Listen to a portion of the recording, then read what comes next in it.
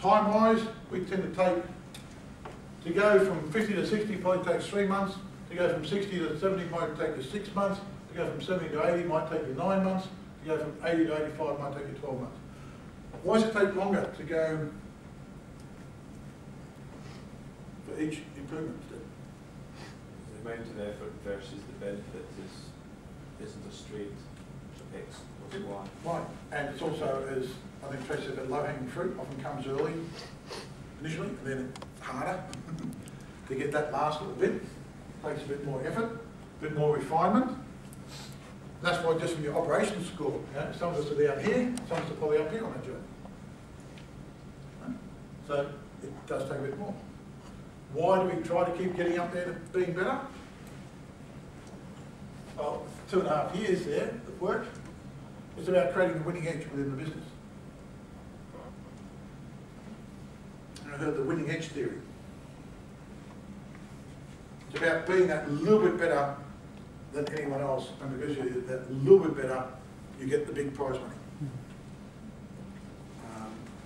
For example, the winning edge theory is very important. What it simply says, the difference between the top performance and the average or mediocre performance is not a great massive difference.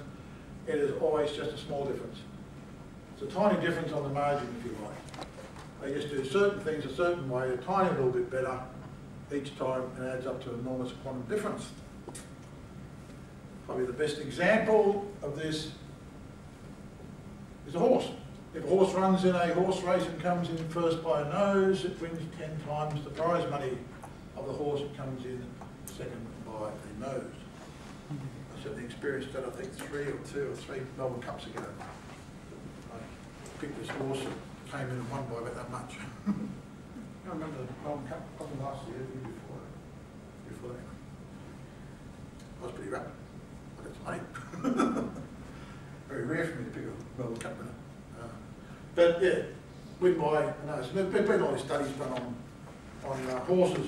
There was this horse in America called Acme that won the first horse in America won $1 million in a year racing.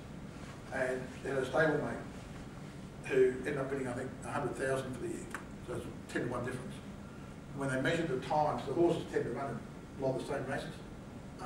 When they measured the time difference between the two horses, it's like 1.5–2%. Slower.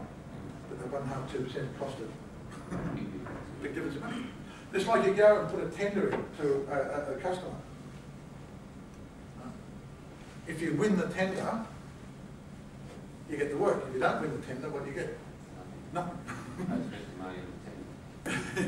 And then it comes back to, okay, if you lose it, do you lose it by that much, or do you often lose it by that much?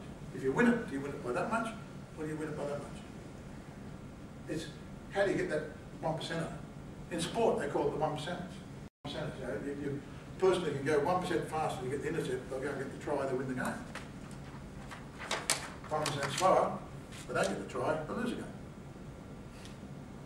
It's a tiny little bit extra performance. That's what this is all about, is trying to keep building a little bit extra performance into our business all the time.